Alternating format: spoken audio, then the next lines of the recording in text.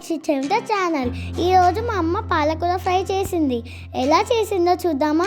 ఫస్ట్గా అయితే పాలకూరని తీసుకొని ఒక గిన్నెలో వేసి సన్నగా కట్ చేసుకోండి. కట్ చేసుకున్న తర్వాత ఆనియన్స్, ఎండుమిర్చి, వెల్లుల్లి, శనగపప్పు, జీలకర్ర వేసుకోవాలి. ఇంకా ఇప్పుడు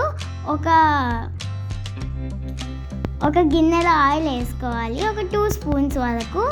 దాని తర్వాత మనం ఏమేమైతే ఇంగ్రీడియంట్స్ చూపించుకున్నామో ఫ్రై చేసుకోవాలి. దాని తర్వాత మనం ఆనియన్స్ కూడా వేసుకొని మంచిగా ఫ్రై చేసుకోవాలి.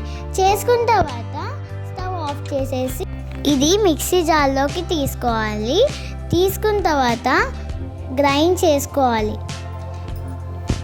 దీన్ని పక్కన పెట్టేద్దాం.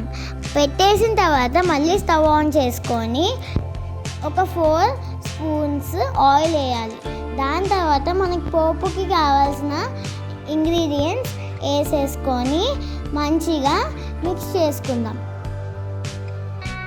మిక్స్ చేసుకున్న తర్వాత మనం ఏవైతే సన్నగా కట్ చేసుకున్న పాలకూర ఉందో అది పాలకూర వేసేసుకొని మూత పెట్టుకోవాలి.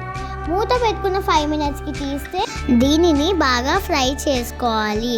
దీన్ని ఫ్రై చేసేటప్పుడు వాటర్ వస్తాయి, అవి పోయేంత వరకు మనం ఫ్రై చేసుకుంటూ ఉండాలి. దాని తర్వాత కొంచెం పసుపు, 1 స్పూన్ ఉప్పు వేసుకొని బాగా మిక్స్ చేయాలి. మిక్స్ చేసిన దాని తర్వాత మనం రెడీ చేసిన పేస్ట్ని కూడా వేసుకొని లో ఫ్లేమ్లో ఫ్రై చేసుకోవాలి. ఫైనల్గా మన కూర రెడీ అయిపోతుంది. దీన్ని వేడి అన్నంలో వేసుకొని తింటే చాలా బాగుంటుంది. Like, share and subscribe. Thank you for watching our videos. Lakshith Shanvitha.